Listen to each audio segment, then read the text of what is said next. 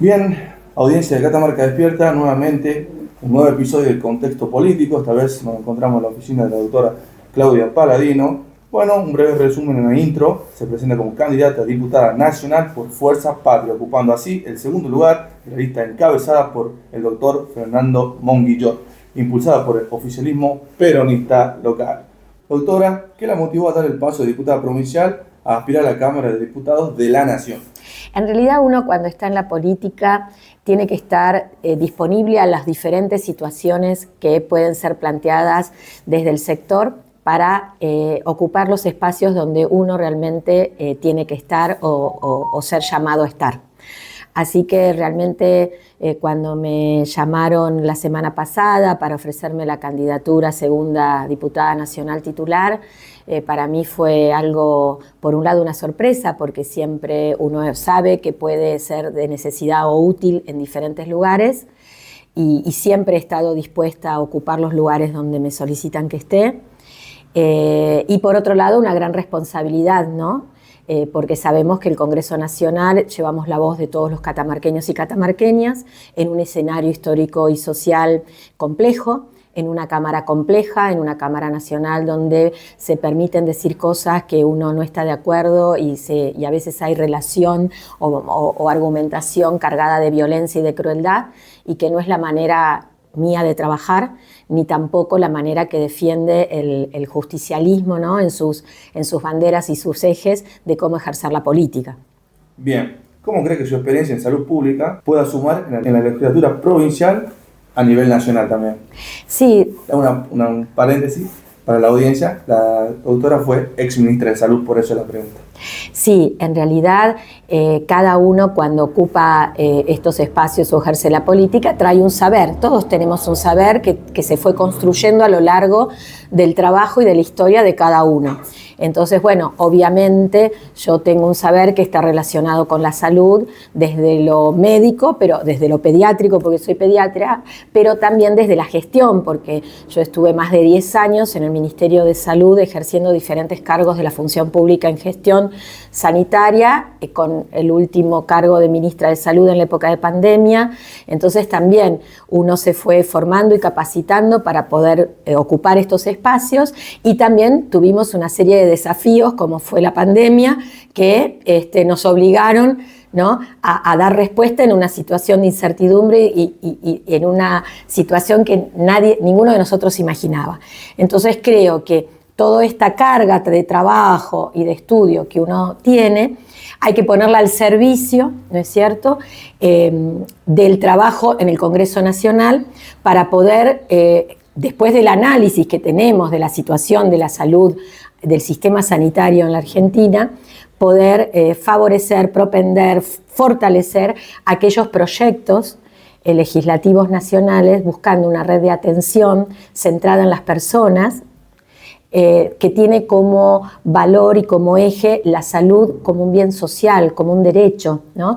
Porque cuando la salud pasa a ser un mercado, se la ve desde lo mercantil, ¿no es cierto? Aquel que tiene más accede a más, estamos en un problema. Y nosotros como peronistas consideramos que la salud es un derecho y es un bien social, como ya lo decía Carrillo en el 40 y pico, ¿no? Entonces esa premisa es la que hay que defender en todo lo que tiene que ver y los determinantes, que son muchos, que hacen que una persona o una comunidad esté saludable. Que no es solo un hospital, tener remedios, ¿no? Tiene que ver con el ambiente donde vivo, la vivienda, el trabajo, agua potable, cloacas, aquellos que tienen mayor necesidad, estén las políticas públicas financiadas para tal fin.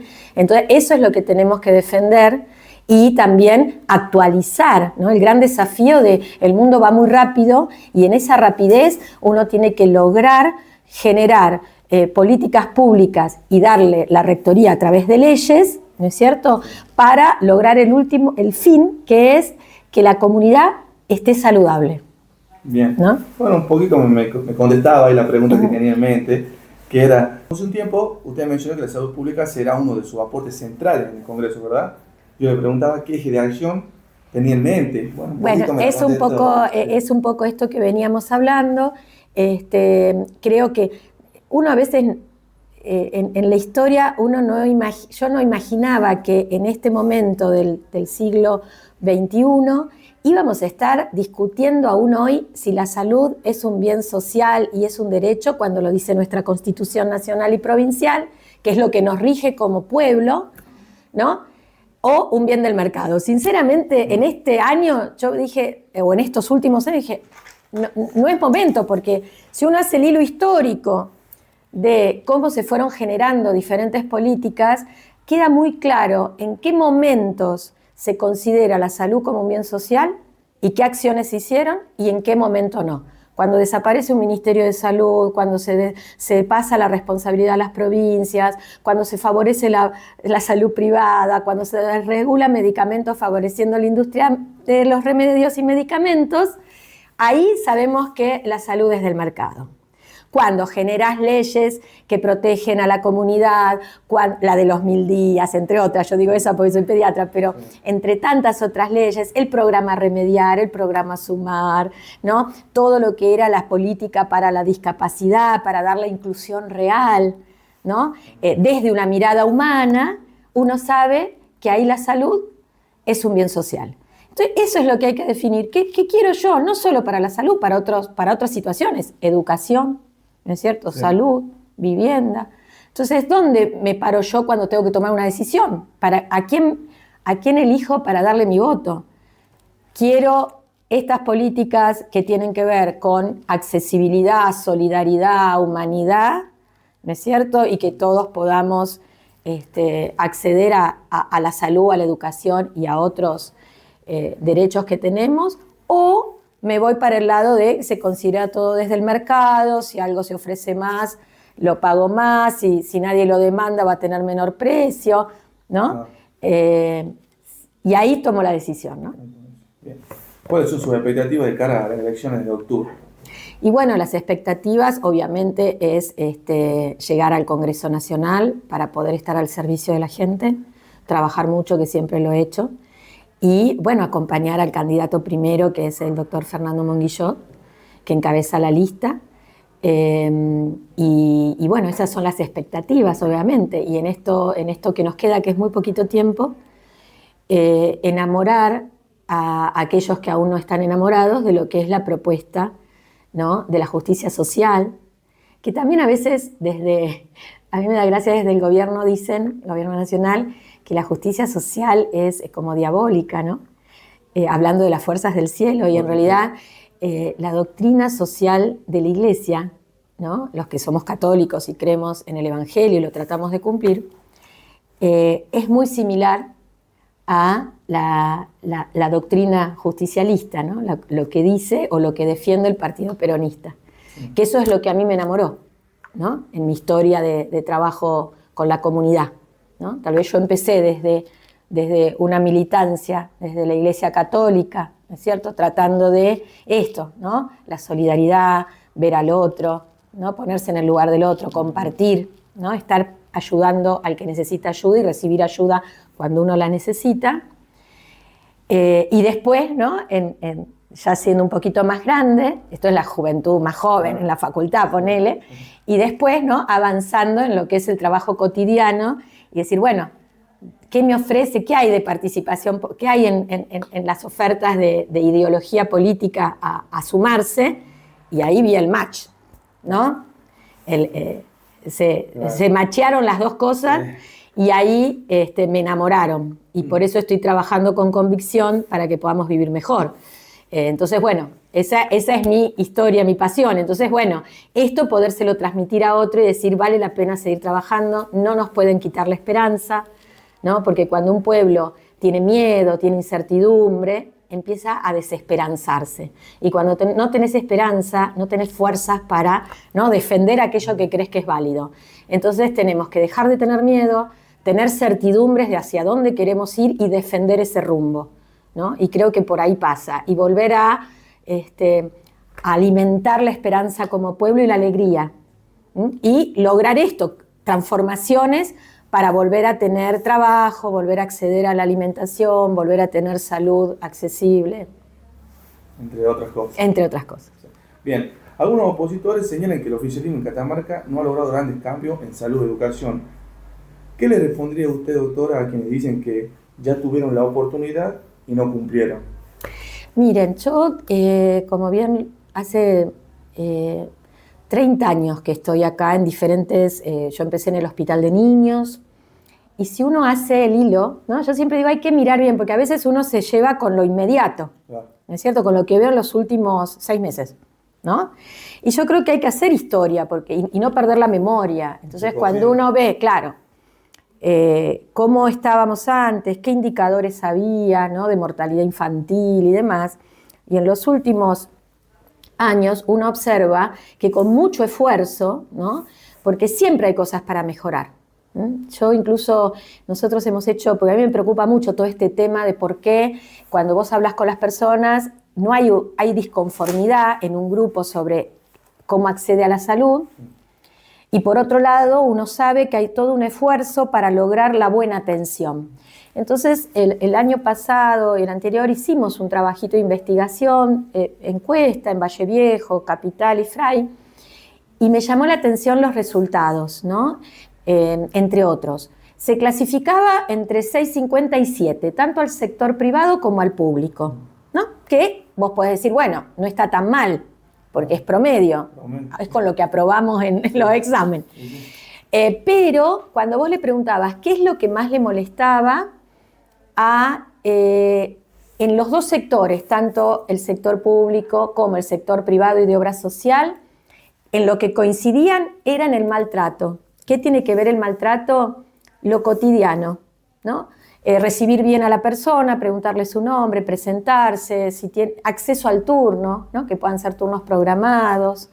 Entonces creo que hay que hacer mucho hincapié, por un lado, en lo que es gestión humana, ¿no? Esto, que lo estamos perdiendo, lo vemos cotidianamente en todos lados, ¿no? Esta generación, viste que no hay empatía, ¿no es cierto?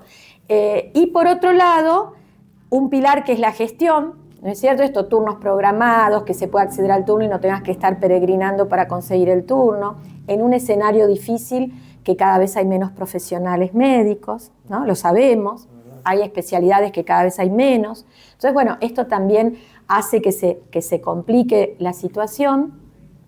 Y por otro lado, todo lo que tiene que ver con el equipamiento, la modernización de hospitales, que en realidad en estos últimos años, si ustedes ven, hay hospitales que se han adaptado, o sea, se han puesto en valor, hay hospitales que son nuevos, ¿no es cierto? Fiambalá, el de Pomán, el de Saugil, y digo de los que me voy acordando, ¿no es cierto? Se está construyendo el de Belén. Y por otro lado se han puesto en valor una serie de hospitales, equipamiento. Hace 5 o 6 años todavía estábamos antes de pandemia, teníamos proyectado la digitalización porque era lo que se venía de todo lo que es imagen, ¿no? Para no usar las placas, que también tiene que ver con el ambiente.